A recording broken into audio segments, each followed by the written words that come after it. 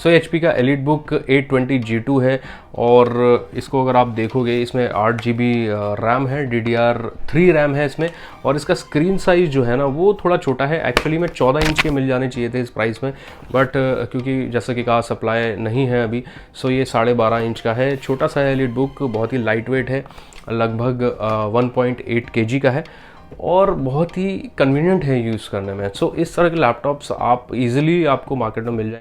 Hello friends, मैं हूं दीप और आप देख रहे हो टेक स्मार्ट इंडिया। सो आज हम बात करने वाले हैं लैपटॉप्स के बारे में, रिफर्बिश्ड लैपटॉप्स। बहुत से सारे लोग जिनका बजट नहीं होता है नया लैपटॉप खरीदने का, क्योंकि काफ़ी प्राइसी होते हैं, 50, 60, 70, 80, 1, 1.5, 2, 2.5 लाख। सो कैसे आप रिफर्बिश्ड लैपटॉप्स ले सकते हैं 1.5-2 लाख का 20-30 हज़ार रुपये में? वो थोड़ा मेहनत लगती है उस चीज़ में। हालांकि आप जब अमेज़ॉन या फ्लिपकार्ट या किसी पे रिफर्बिश्ड लैपटॉप ऑनलाइन देखते हैं तो वहाँ पे आपको 40, 50, 55, 60 हज़ार रुपये तक का आपको प्राइस दिखेगा। वो इसीलिए क्योंकि वो A+ ग्रेड के होते हैं, यानी कि या तो बिल्कुल अनबॉक्स्ड होंगे, जैसे किसी ने खोला और उसे नहीं पसंद आया, जो भी है वापस हो गया, या बहुत ही कम यूज होगा, 1, 2, 3, 5, 6 महीने बहुत ही कम यूज होगा, तो बहुत ही एकदम नई की कंडीशन में ही वो होता है। इसीलिए उसका प्राइस जो है वहाँ पे इतना ज़्यादा रहता है, 40-50।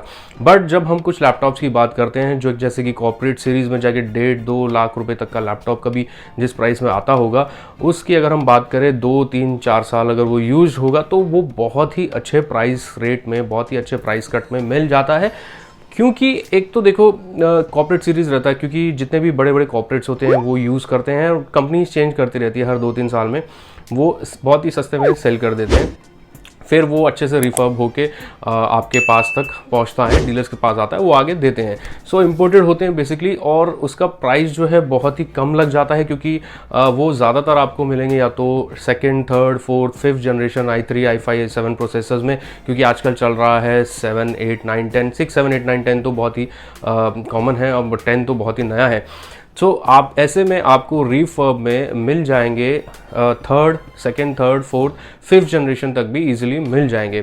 बट देन आप हो जाते हो कंफ्यूज कि किस तरह के लैपटॉप हम ले। भाई देखो, अगर आप कंज्यूमर सीरीज़ का लैपटॉप लेते हो रिफर्ब के अंदर में, तो वहाँ पे उसकी ड्यूरेबिलिटी जो है वो थोड़ी सी कम रहेगी, थोड़ी क्या ज़्यादा ही कम रहती है कॉर्पोरेट लैपटॉप्स के मुकाबले, क्योंकि जो बिल्ड क्वालिटी है वो बहुत मैटर करती है। अगर कॉर्पोरेट लैपटॉप्स की बात करूँ, जो कॉर्पोरेट लैपटॉप्स आते हैं जैसे कि डेल के हो गए, लैटिट्यूड सीरीज़ हो गई 3000, 5000, HP की हो गई G2, G3, G5, फोलियो, इस तरह की जितनी सीरीज़ है, EliteBook, नोटबुक, अल्ट्राबुक, ये कॉर्पोरेट सीरीज़ में आते हैं। और इनकी जो ड्यूरेबिलिटी होती है बहुत ही ज़्यादा होती है, इतनी ज़्यादा होती है कि आप 10 साल तक भी कोई इसे यूज़ कर ले, कुछ भी इनका नहीं बिगड़ता। जैसे एक लेनोवो में आता है, थिंकपैड का आता है, सो तब भारी भरकम सा कॉर्पोरेट वाले होते हैं। बट अल्ट्राबुक आ रही है, नोटबुक्स आ रही हैं, बहुत ही लाइट वेट होती है, कन्वीनियंट होती हैं, वो भी काफ़ी अच्छा, काफ़ी लंबे समय तक चलती हैं, और प्रोसेसर्स कभी भी ख़राब नहीं होते इतनी जल्दी। मदरबोर्ड में हो सकता है कभी कोई दिक्कत आ जाए, बट नॉर्मली अगर अच्छी तरह से यूज़ हो रहा है, कभी भी उसमें कोई दिक्कत नहीं है, तो आती नहीं है प्रॉब्लम्स नॉर्मली। मेरा जो एक्सपीरियंस रहा है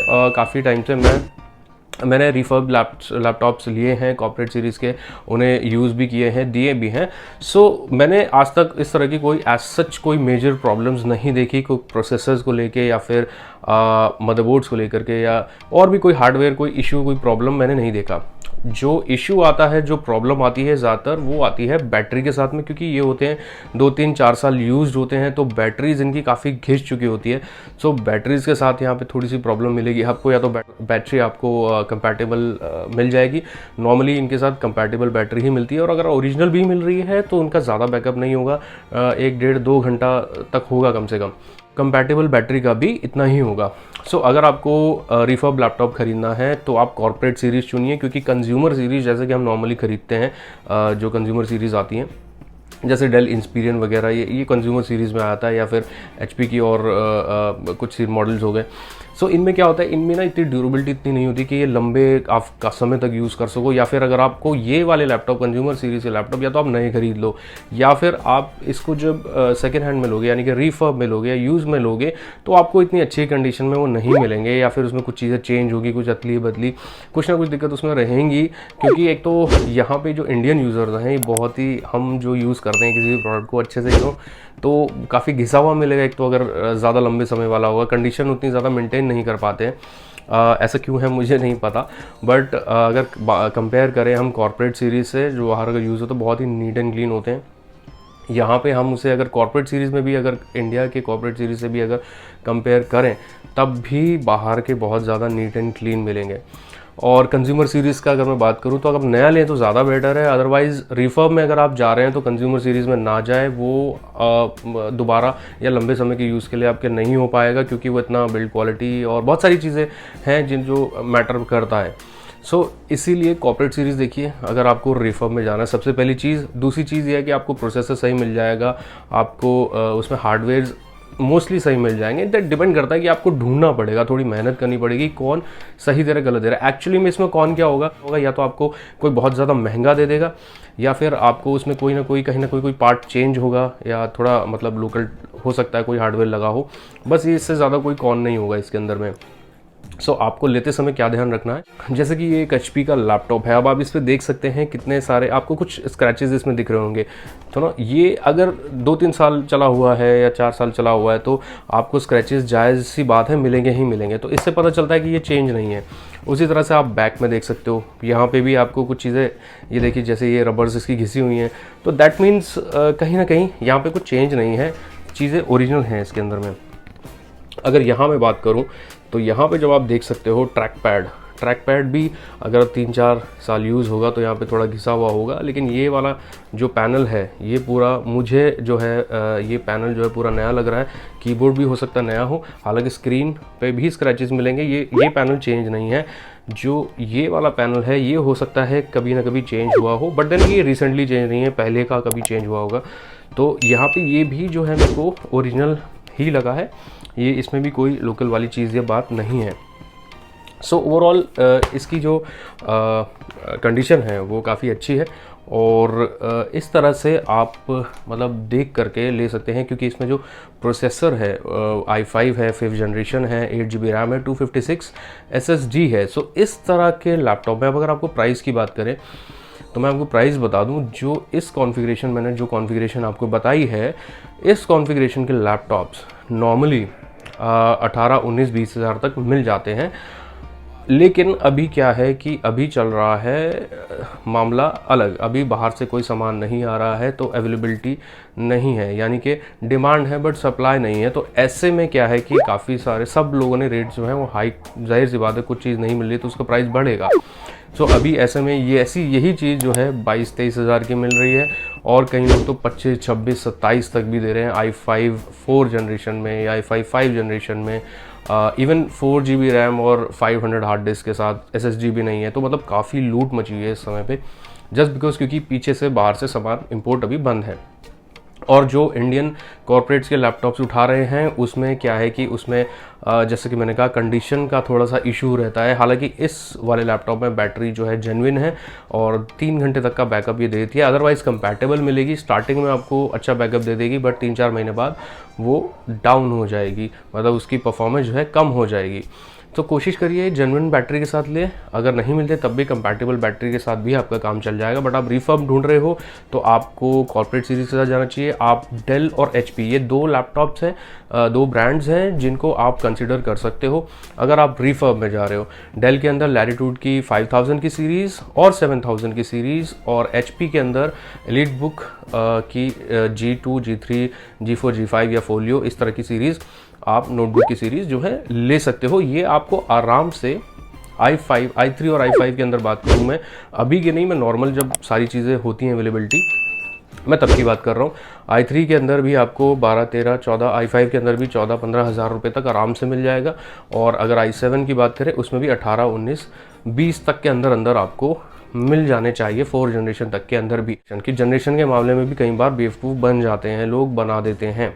उसके बारे में आपको नॉलेज होनी चाहिए। गूगल पे चेक करिए कि इसमें कितने कोर्स हैं। सिर्फ i7 4th Gen या i5 4th Gen करने से काम नहीं चलेगा, आपको कोर्स भी चेक करने हैं। अगर आपको लेना है तो कम से कम 4th Gen से तो ऊपर ही लीजिए, चाहे i5 में ले रहे हो, चाहे 7 में ले रहे हो, चाहे 3 में ले रहे हो सके तो 5th Gen तक में लो। यहाँ पे परफॉर्मेंस काफ़ी अच्छी होगी इनकी, और जितने ज़्यादा कोर्स होंगे उतनी ज़्यादा परफॉर्मेंस बेहतर होगी। इस तरीके से आप चुन सकते हो। आप चाहे नेहरू प्लेस चले जाइए दिल्ली में, कोई भी मार्केट, लक्ष्मी नगर, वेस्ट साइड में कहीं किसी मार्केट में चले जाएं, आपको माल सब लगभग एक जैसा ही दे रहे होंगे, बस फ़र्क सिर्फ इतना है कुछ लोग प्राइस ज़्यादा ले लेते हैं, या फिर जैसे कि मैंने कहा जनरेशन के मामले में नहीं ज़्यादा नॉलेज होती तो वही 2 कोर्स वाला भी उतने ही प्राइस में देते हैं जितने में 4 कोर्स वाला मिल रहा होगा। सो ये चीज़ें आपको थोड़ी सी ध्यान रखनी है जब आप लेते हो। और बाकी बात रही कंडीशन की, जैसे कि मैंने कहा कुछ जेन्युइन कंडीशन के साथ आती हैं, कुछ किसमें कुछ भी चेंज नहीं होता है, ये पता चल जाता है। फॉर एग्जांपल एक गाड़ी है जो कि 50,000 किलोमीटर चल चुकी है या 1,00,000 किलोमीटर चल चुकी है, लेकिन उसके टायर्स बिल्कुल भी नहीं घिसे हुए हैं, तो दैट मीन्स वो चेंज है, इससे पता चल जाता है। यानी कि अगर कोई लैपटॉप 2-3-4 साल यूज़ है तो कहीं ना कहीं उसके ट्रैक पैड पे थोड़ा सा फेड होगा, या साइड में बॉडी भी पैनल्स पे कहीं ना कहीं फेड दिखेगा, कुछ ना कुछ चीज़ें फेड होंगी। या फिर अगर नहीं है तो इसका मतलब वो चीज़ें चेंज की गई हैं, यानी कि रिफर्ब उसे किया गया है, कुछ नए लगाया गया। लेकिन उसमें भी क्वालिटी ज़रूर देखिएगा, क्वालिटी अच्छी और जेन्युइन और बिल्ड क्वालिटी जो है वो अच्छी होनी चाहिए उनकी, क्योंकि कई लोग जो है लोकल सामान लगा देते हैं जो ज़्यादा लंबा जो समय तक जो है नहीं चल पाते हैं। सो ये चीज़ है। HP और डेल आप प्रेफर कीजिए, i5 i7 में 5 जनरेशन तक 4 जनरेशन तक खरीदिए अभी, क्योंकि i9 प्रोसेसर आ चुका है, 10 जनरेशन आ चुकी है, तो आने वाले टाइम में आपको 6 जनरेशन तक भी i7 और i5 में थोड़ा कम प्राइस में देखने को मिल जाएगा। इवन i7 जनरेशन भी कम प्राइस में हो सकता है देखने को मिल जाए, क्योंकि कॉर्पोरेट ज़्यादा पुराने लैपटॉप्स यूज़ करते नहीं हैं, क्योंकि जैसे जैसे टेक्नोलॉजी आगे जाती जाती है और वो चीज़ें भी अडाप्ट करते जाते हैं, तो इसलिए मार्केट में अवेलेबिलिटी होती जाती है। और ये जो लैपटॉप्स है अगर 4-5 साल यूज़ भी आप ले रहे हो तब भी आप 4-5 साल इसे आराम से चला लोगे, इसका कुछ नहीं बिगड़ने वाला। कॉर्पोरेट की सीरीज़ के जो लैपटॉप्स है डेल के खास तौर से बहुत ही ज़्यादा बढ़िया है, और HP के भी अच्छे हैं। सो कहने का मतलब ये है, आप दिमाग लगाइए, समझदारी से चुनिए चीज़।